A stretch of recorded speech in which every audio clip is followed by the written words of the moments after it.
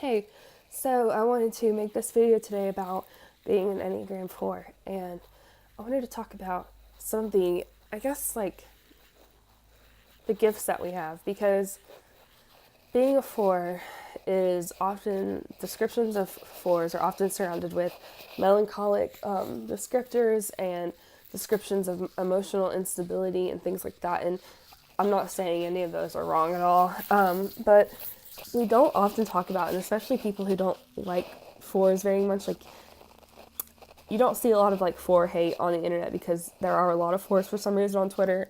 Not sure if those are mistypes or not, but there's a lot of 4s on Twitter, and so you don't see a lot of 4 hate. But when you do, it's usually very, like, I don't know, just really rude. Like, a lot of people think we're just like really selfish, which we of course can be.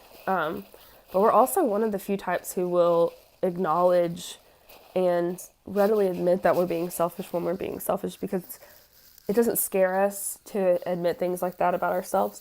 If someone we don't like, or someone that we whose opinion we don't respect, tries to tell us that, we might like get a little bit more defensive about it. But in general, if it's one of our friends or it's someone we trust, or it's just an Enneagram 4 description, we're the type that will be like, yeah, I'm selfish sometimes. Like, I do prioritize my needs over others sometimes, and I don't necessarily think that it is a bad thing sometimes. There are bad aspects of every type, but it doesn't always have to be a bad thing, because there's a difference between being self-referential and selfish. Self-referential is you kind of internalize all the experiences around you and make, like, I don't know, maybe it's cheesy to call it a wonderland, but like the inner world of a 4 is extremely rich. Like, it's this like really complicated and complex mosaic. And if you think of like emotions and thoughts and events and ideas all as like different shades of the same color, it kind of just all comes together, and it's like really full and rich and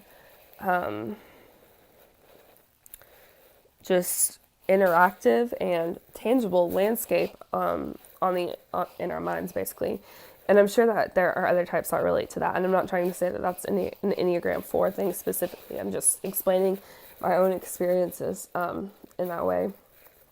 And because of how rich everything on the inside, like in our internal world, is, we are often referring back to it over and over. So I know, like, when I talk to other 4s, I'll tell a story about myself, and then they reply with like a story that somewhat relates about themselves, or how they would have experienced what I went through. And when it's a 4 doing it, it never really comes off as like selfish, or like, to me anyway. To other people, sure, that's totally valid, but to me it never really comes off as like selfish, or like wanting to put the attention back on themselves, because it's like, what it feels like is, when I'm talking to other 4s, is that we are trying to build a bridge between my rich, I'm sorry, I keep moving the camera, but between my rich internal landscape and theirs. And I find that very beautiful, because it's like these two places that don't really exist. They exist in the ether that makes up our minds. And two Enneagram 4s just relating experiences back to each other is like, I'm trying to get from my world to your world, and I'm visiting your world, but I am from my own world, so of course I'm experiencing it through the referential lens of my world. So and I think that's really cool. It's like, I don't know, visiting each other's little kingdoms, or whatever you want to call them. But that is one thing that I find really, really magical about other 4s. And another thing that I find magical about 4s is, like, a lot of people don't realize that just because we're comfortable with sadness doesn't mean that we view sadness as a negative thing. I mean, anybody who knows, like, a decent amount about Enneagram does know that, I guess. But, like, I don't think people realize just how comfortable and how much strength we can find in negative events and negative emotions, or traditionally negative events or negative emotions. Like, I love the song. I know this is such a cliche, but I love the song "Welcome to the Black Parade" by My Chemical Romance. And what I love about that song is the rebellious defiance in it, where it's like, I mean, you can look at some. I think the word defiant is literally in the lyrics, but it's like defiant till the end. We hear the call to carry on, and I love that song because it's got some. Despite, of course it's called Welcome to the Black Parade, and of course the video is really dark, but the lyrics alone start out so dark, and I can't explain to you how uplifting it is to, like, be surrounded by that darkness, but then hear in the lyrics and in the sound of Gerard Way's voice, like, him punching through the darkness and, like, poking holes of light in the darkness, like thrashing at the darkness, like fighting the dark, like just refusing to accept it, like acknowledging that it is everywhere, and that the world is going to bring you down, and there's going to be great suffering, and knowing that suffering is inevitable and that you'll never ever be able to fully get rid of suffering, but refusing to let it, it's almost like being in on the joke, if that makes sense. Like, fours are okay with suffering because we are in on the joke. Like, it's like, I don't know, it's just, we have this, like, way of, like, man, I'm losing my train of thought. Like, I know exactly what I'm trying to say, but I can't put it into words. But I think we're in on the suffering is one really, really good way. We're in on the joke of suffering. It's one really, really good way to put it. It's like, joke's on you, I'm going to use this darkness and use this suffering to just enhance my inner world and enhance and fuel me and fuel how hard I want to fight to bring the lightness and the darkness together and show people that they're not opposing forces.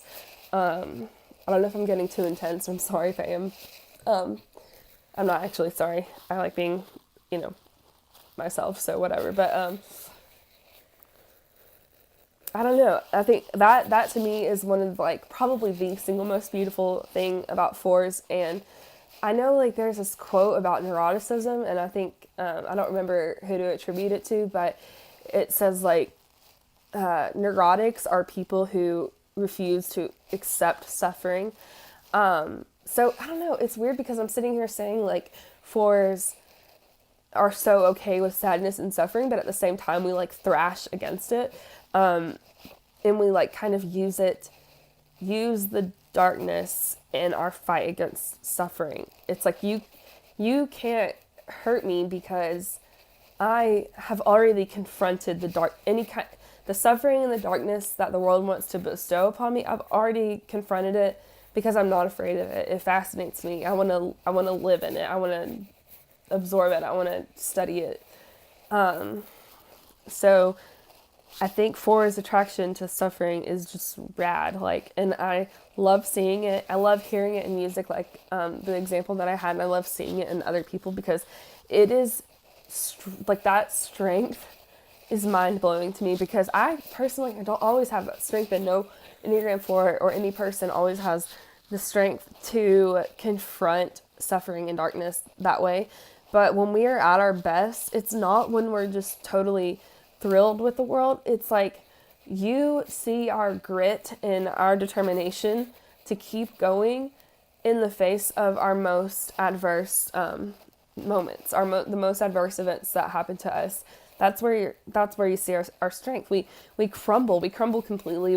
We get destroyed, just as much, if not more, than anybody else. But we have this rebelliousness about us that refuses to just lie down, and I don't know, it's like sadness and melancholy and suffering, but with an edge to it.